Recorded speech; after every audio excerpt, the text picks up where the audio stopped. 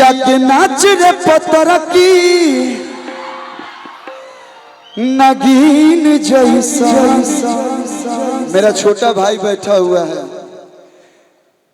उम्र में छोटा है लेकिन पद में बड़ा है।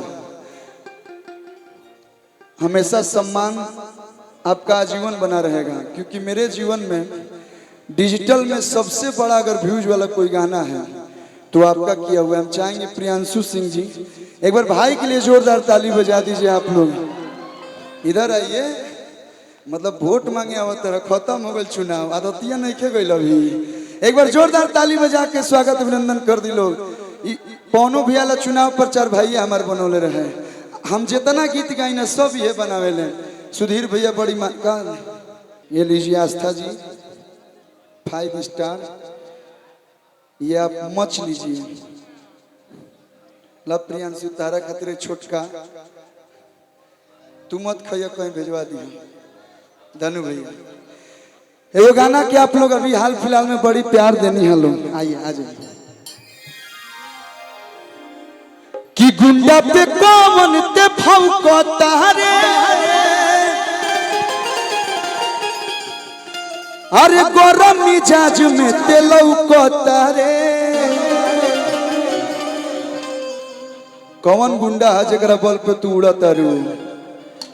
कोनो गुंडा हुई है हेजा से कम ही बने का भैया? कि गुंडा पे कौन ते फौकता रे, गरम मिजाज में ते लौकता रे। बोल ना बोल हमारा में, अरे कौन चूक लागेला। बोल ना बोल हमारा में, अरे कौन चूक लागेला। कोनो कमी बा हमारा में? हाँ तो लड़किया कह दिया कि साउथ के हीरो वाला लुक रखेला, साउथ के हीरो वाला लुक रखेला। यार हमर ताड़ में बंदूक रखेला, साउथ के हीरो वाला लुक रखेला। यार हमर ताड़ में साउथ के हीरो वाला लुक रखेला। यार हमर ताड़ में बंदूक रखेला, साउथ के हीरो वाला लुक रखेला। यार हमर ताड़ में बंदूक। गुंडा पे कौन ते फौकता रे, गरम मिजाज में ते लौकता रे।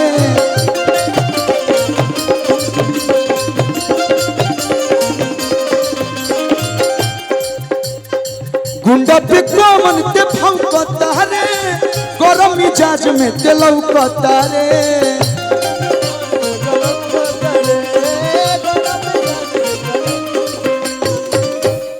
एरियावा में केहू कुछ बोली बस सुधीर भैया के नाम ले ली।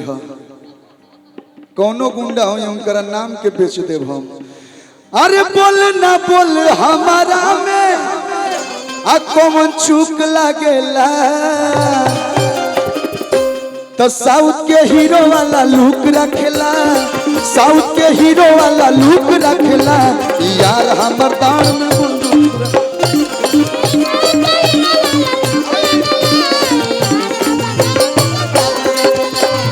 साउथ के हीरो वाला लुक रखेला। यार हमर दाड़ में बंदूक रखे।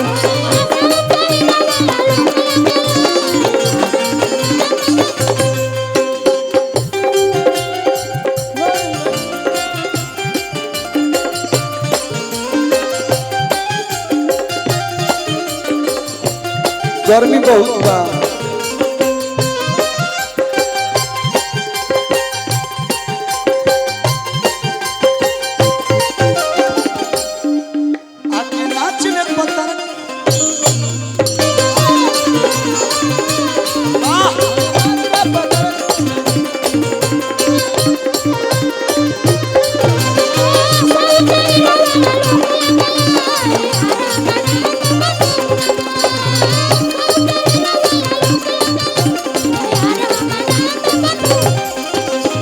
सुना शालिनी जी, 4 जिला में बोले तूती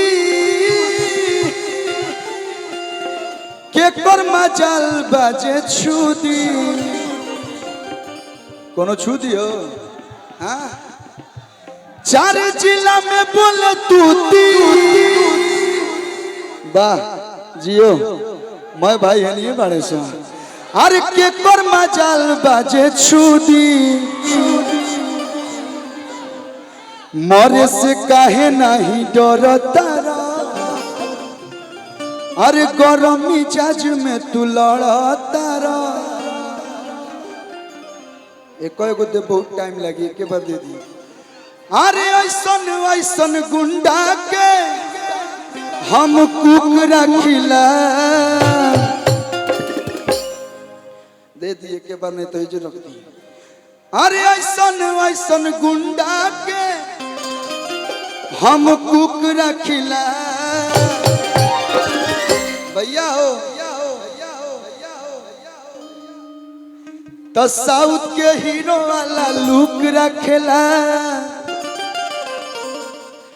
साउथ के हीरो वाला लुक रखेला। यार ना तो भैया हमर दान में बंदूक रखेला। साउथ के हीरो वाला लुक रखेला, यार हमर दान में बंदूक रखेला। साउथ के हीरो वाला लुक रखेला, यार हमर दान में बंदूक रखेला। साउथ के हीरो वाला लुक रखेला, यार हमर दान में। भैया भैया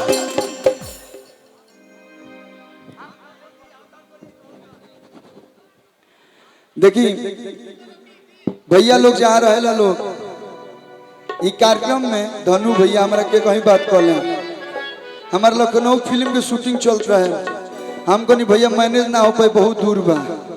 लेकिन जहां आप जैसे बड़े भाइयों का नाम आ जाता है, वो जो कोनो काम होके कतनो लाख करोड़ के घाटा लागे, क्योंकि आप लोग दिल से पुकारते हैं।